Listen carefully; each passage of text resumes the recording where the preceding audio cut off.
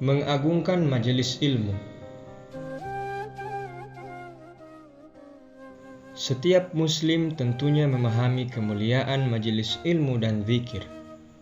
Hanya saja, tidak setiap orang yang mengetahui bisa merasakan. Kemampuan untuk merasakan kemuliaan majelis ilmu dan zikir inilah yang menentukan besarnya pahala yang diperoleh seseorang. Mereka yang mendatangi majelis ilmu dengan hati penuh pengagungan dan menyadari kekurangan serta keburukan dirinya tentu tidaklah sama dengan seseorang yang sekedar hadir, dan pada umumnya mereka yang telah rutin menghadiri majelis ilmu justru kurang mampu merasakan keagungan majelis itu sendiri. Hal ini terjadi karena kehadirannya ke majelis telah menjadi sebuah kebiasaan rutinitas yang ia jalani sehari-hari. Lain halnya dengan seseorang yang bergelimang dosa atau baru bertaubat. Saat akan menghadiri sebuah majelis, di dalam hatinya bergejolak sebuah perasaan yang menarik. Ia mampu merasakan kebersihan majelis dan merasakan kekotoran dirinya. Saat melangkahkan kaki ke dalam sebuah majelis, ia merasa begitu kecil dan melihat semua yang berada di dalam majelis tersebut begitu mulia. Para ulama mengatakan bahwa seseorang yang bergelimang dosa kemudian menghadiri majelis dengan penuh pengagungan, maka ia mendapatkan pahala yang lebih banyak dan lebih besar dari mereka yang telah rutin menghadiri majelis akan tetapi hatinya datar saja, tidak merasakan keagungan majelis dan kemuliaan orang-orang yang berada di dalamnya.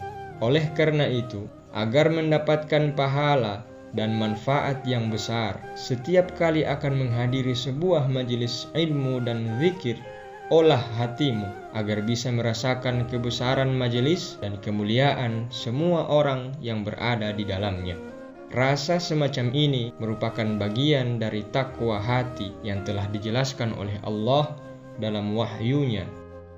Bismillahirrahmanirrahim.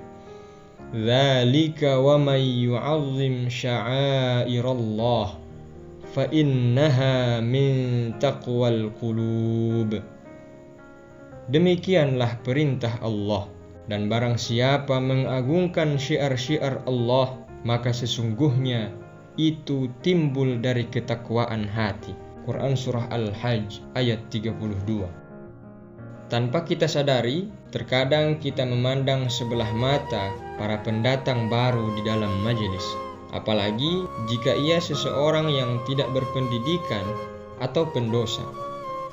Bahkan tidak jarang terlontar dari mulut kita ucapan yang bisa membuatnya patah semangat dan berkecil hati.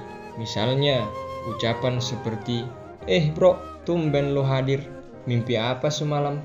Kalimat semacam ini bisa membuat seseorang tidak mau datang lagi ke majelis tersebut di kemudian hari. Padahal ia datang dengan hati yang lebih baik dari diri kita, hati yang bisa merasakan kebesaran, kemuliaan, dan keagungan majelis. Maka jika kita melihat seseorang yang tidak pernah mendatangi masjid ataupun menghadiri sebuah majelis ilmu, ketika ia tiba-tiba mau menghadirinya, jangan sekali-kali kita berkata kepadanya dengan ucapan-ucapan yang membuat dia patah semangat.